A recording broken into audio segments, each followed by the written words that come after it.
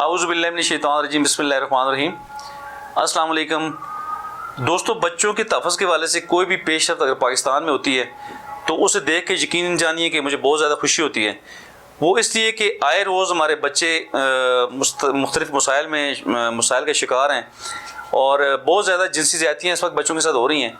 हर दूसरे दिन कोई ऐसा मुकदमा सामने आ रहा होता है कि किसी बच्चे के साथ जिनसी ज़्यादती करके उसे मर्डर कर दिया जाता है। तो ये कल्प्रिट जो है इतना ज़्यादा इनकरेज हो चुका है, चूँकि अदालतों में जो केसेस हैं उनमें टाइम लग जाता है।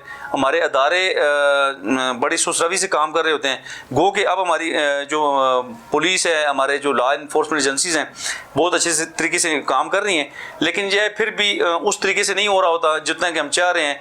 चूँकि जो कल्प्रिट है, जो संगदिल मुल्ज़िम है, जो मुजरिम है, जो बच्चों को ज़्यादती का निशाना बना रहे हैं, तो जब तक वो कैफ़िर किरदार तक ना पहुँचे तो उस वक्त तक जो है ना जी इन जुराइम को ओवरकम नहीं किया जा सकता।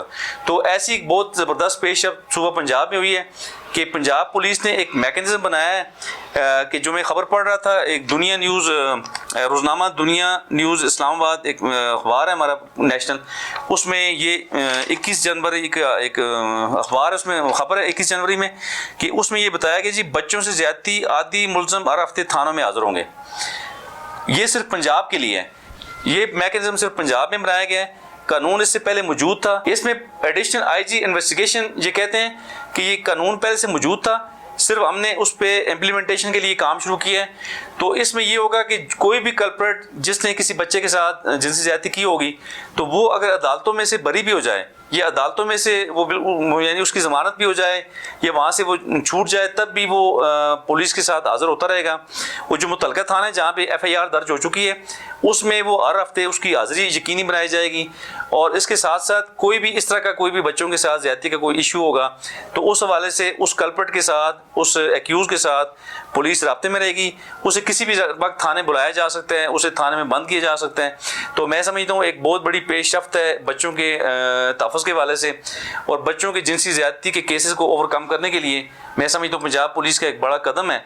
अगर इसी तरह का काम पूरे पाकिस्तान में तमाम सूबों में अगर किया जाए, अगर इस तरह का मैकेनिज़्म बनाया जाए कि इस तरह के कल्प्रिट्स को रेगुलर बेसिस पे थानों में हाज़िरी के लिए अगर मजबूर किया जाए, तो मैं समझता हूँ यकीनन इंशाअल्लाह डेटर्स पैदा होगी और दीगर हमारे तमाम बच्चे जिनके साथ ज़्यादतियाँ हो रही हैं या जिन्हें ख़तरा है इस तरह के लोगों से, तो वो काफ़ी हद तक महफूज हो जाएंगे।